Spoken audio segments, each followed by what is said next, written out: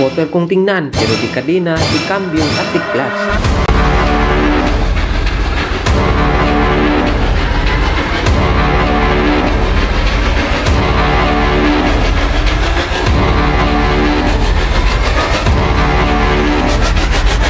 Yung bagong motor na inilabas na isang Italian motorcycle manufacturer na Italjet. Karamihan sa mga motor sa atin nga scooter or yung mga automatic na mga motorsiklo ay walang kadena at walang cambio, wala na rin clutch. Pero iba itong si Dragster gumawa ng motor. Kagaya lamang nitong nasa video na para ba siyang manual na motor. Itong Italian Dragster 700 Twin ay isang bagong motor na inilunsad ng Italjet. Isang kilalang Italian motorcycle manufacturer na naglabas ng mga makabagong motor at may mga maangas na dating at malalakas na engine performance. Narito ang mga detalyadong review sa mga specs at features pati na rin sa kanyang presyo. Itong Italjet Dragster 700 Twin ay naka 4-stroke po ito, liquid gold, parallel twin engine with dual overhead cam at meron po itong 4 valves per cylinder, so a total of 8 valves. Sa engine displacement naman ay meron po itong 698 cubic centimeter na kayang maglabas ng maximum power of 68 horsepower at 8,500 RPM at meron po itong 70 Newton meter of torque. Makikita natin na hindi basta-basta itong motor na to dahil meron po siyang magagandang engine specs at malalakas na engine performance. Sa kabila ng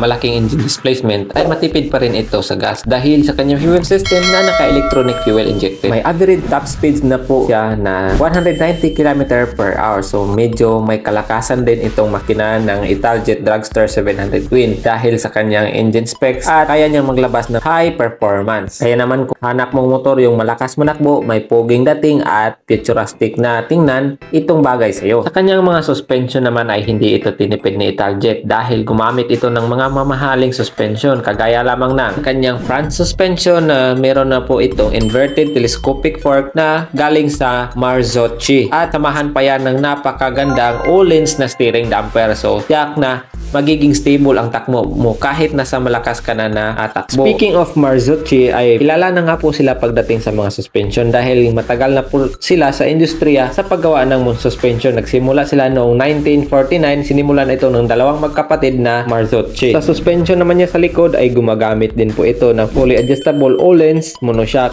at alam naman natin yung mga Öhlins ay matagal na din sa industriya sa paggawa ng mga suspension at kilala na to sa mga suspension na may matibay at magandang performance. Pagdating naman sa gulong, sa harap ay may sukat po itong 120/70/15 at sa likod naman ay may sukat na 160/60/15. Pagdating sa braking system ay mas lalong ginandahan ni Italjet dahil alam nilang meron itong magagandang performance, malalakas manakbo, kaya dapat nitong magkaroon ng magagandang braking system. Sa brakes naman po niya sa harap ay naka-dual disc brake na nga po ito na merong sukat na 270mm. So maganda na to kapit dahil naka-dual disc brake na nga po siya sa harap at kagandahan dito ay ABS na nga po din po ito at gumagamit ng Brembo caliper. Sa brakes naman niya sa likod ay naka-single disc brake na nga lang po siya at naka-ABS na din po siya at may sukat itong 230mm. Samahan pa yan ng napakagandang Brembo caliper. Dumako naman po tayo sa kanyang dimension. Meron po itong overall length na 2,120mm, overall width na 1,124mm at overall height na 1,230mm at meron po itong seat height na 815mm at kanyang ground clearance na 80mm. Dito natin makikita yung kanyang downside na napakababa lang ng kanyang ground clearance. Madali lang itong sasayad sa mga hams lalo na dito sa Pilipinas. May dry weight na din po ito 190 kg. Sa kanyang fuel tank capacity ay napakalaki nito. Kaya niya magkarga ng 16 liters at may 3 liters reserve pa nga po siya. Kung titingnan natin siya sa harap ay para ba siyang alien na may maangas na dating at parang galit na galit siyang tingnan. May kasama na nga din po siyang visor na kung saan hindi ka direktang matatamaan ng hangin kapag nasa malakas ka na natakbo. Sobrang angas talagang tingnan itong motor na to lalo na sa gilid. Yung kanyang side flaring sa harapan ay napakagandang pagkagawa, napaka-brilliant ng isipan sa gumawa nito. May kasama na nga din po itong winglet sa kanyang side flaring. Naka-LED na nga po